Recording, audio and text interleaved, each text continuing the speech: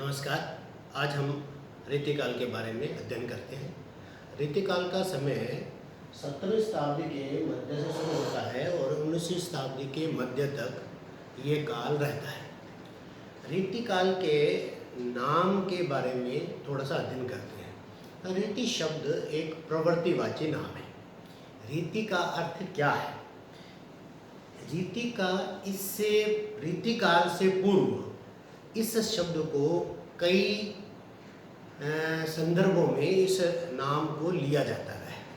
पहले सामान्य रूप में रीति शब्द का इस्तेमाल होता रहा। पहले रीति का अर्थ है सामान्य अर्थ में परंपरा, पंथ, तरीका, ढंग, शैली, रिवाज। इस तरह से रीति शब्द का अर्थ इस्तेमाल किया जाता रहा।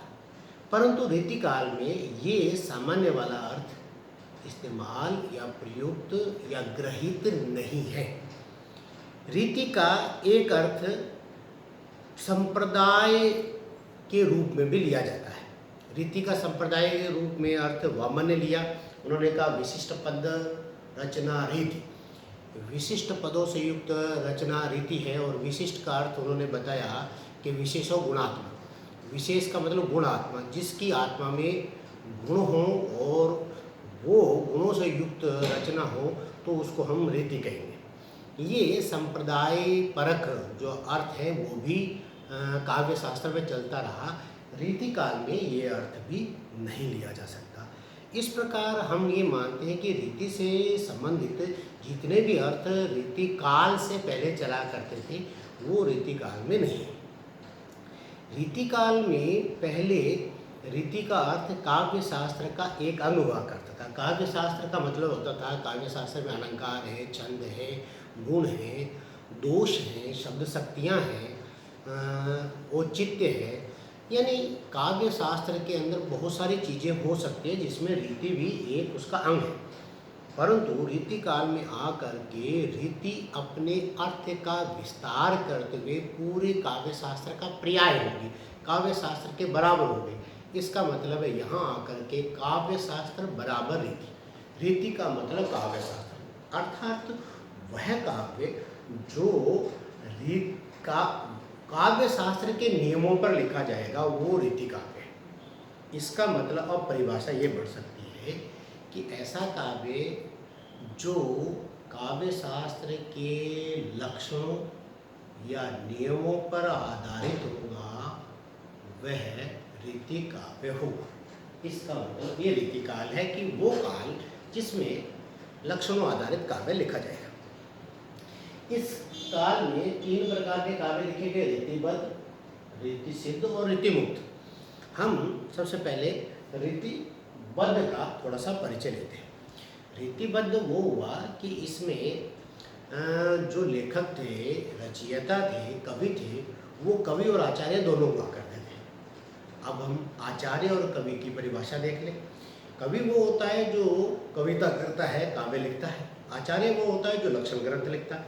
लक्षण ग्रंथ वो होते हैं जो ये बताते हैं कि काव्य कैसा लिखा जाना चाहिए, काव्य में क्या क्या चीज़ें होनी चाहिए, छंद होना चाहिए, कैसा होना चाहिए, अलंकार होना चाहिए, कैसा होना चाहिए, कौन सा चीज़ ठीक है, कौन सी ठीक नहीं है। रीतिकाल में आकर के जो कवि थे उन्होंने वो दोनों काम करने शुरू कर दिए, आचार्य क्रम में भी और कवि कर्म में। दोनों कर्म करने वाले लोग जो थे वो ही रीतिबद्ध कहलाए।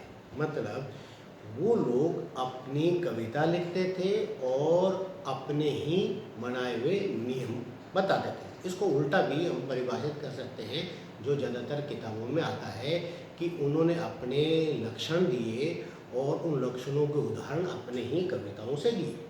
मतलब आप अगर हम कहें कि यमक अलंकार का कोई लक्षण बताएंगे तो हम बताएंगे कि किसी काव्य पंक्ति में कोई शब्द 2 बार आए और अर्थ भिन्न रखे तो हम उदाहरण देंगे तो किसी और कवि का देंगे, परंतु ये खुद ही कवि हुआ करते थे तो अपना ही उदाहरण दे दिया करते थे। मतलब इन्होंने लक्षण ग्रंथ भी लिख दिए और कविता का काम भी कर लिया। अब इन रीतिबद्ध कवियों के जो काव्य है उनकी काव्य की प्रवृत्तियाँ क्या क्या रही, तो इनमें सबसे पहले रीति निरूपण, इन्होंने काव्य शास्त्रीय लक्षण ग्रंथ जो है उन्होंने मुख्य रूप से लिखा। दूसरा, इन्होंने आचार्य क्रम किया।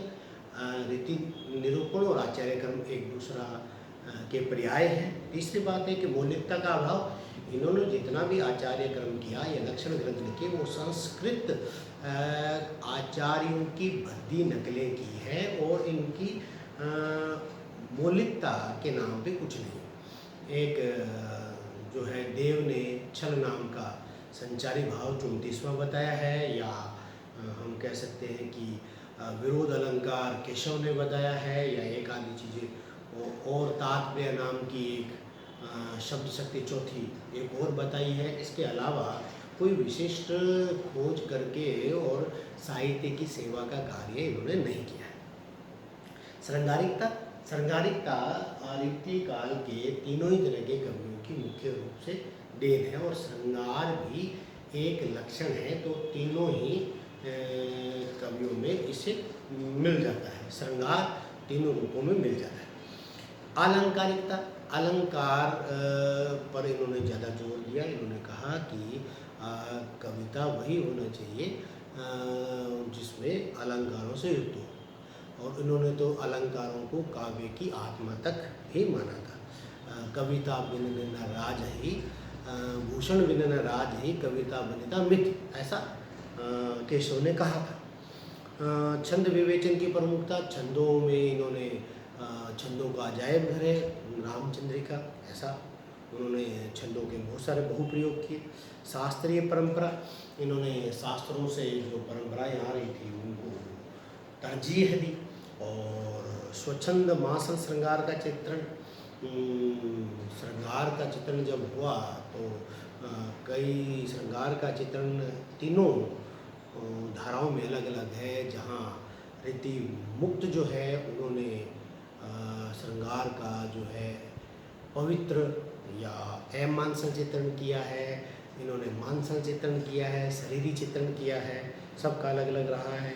नारी के प्रति विलास की भावना, नारी को उन्होंने वस्तु समझा है और नारी को उन्होंने राजाओं के प्रसन्न होने के लिए उनके जो महीन चित्र उकेरे हैं। और प्रकृति का उद्दीपन चित्रण, प्रकृति या तो आई नहीं है, आई है तो उन्होंने अपने भावों के उद्दीप्त करने के लिए इस्तेमाल किया। और भाषा का अलंकारिक चित्रण, भाषा जो है उनके लिए जो है वो खेल खिलवाड़ की बात है, भाषा का स्वाभाविक चित्रण आया नहीं है, भाषा का अलंकारिक चित्रण हुआ है। ये रीतिकाल के रीतिबद्ध कवियों की प्रमुख विशेषता रही है। तो हम वापस देखते हैं कि रीति का मतलब है वो वह काव्य जिसमें लक्षण ग्रंथ हो और रीतिबद्ध उसको पूरा उसको मानने वाले, अनुगमन करने वाले हैं। ये रीतिकाल की प्रमुख विशेषताएं हैं। बाकी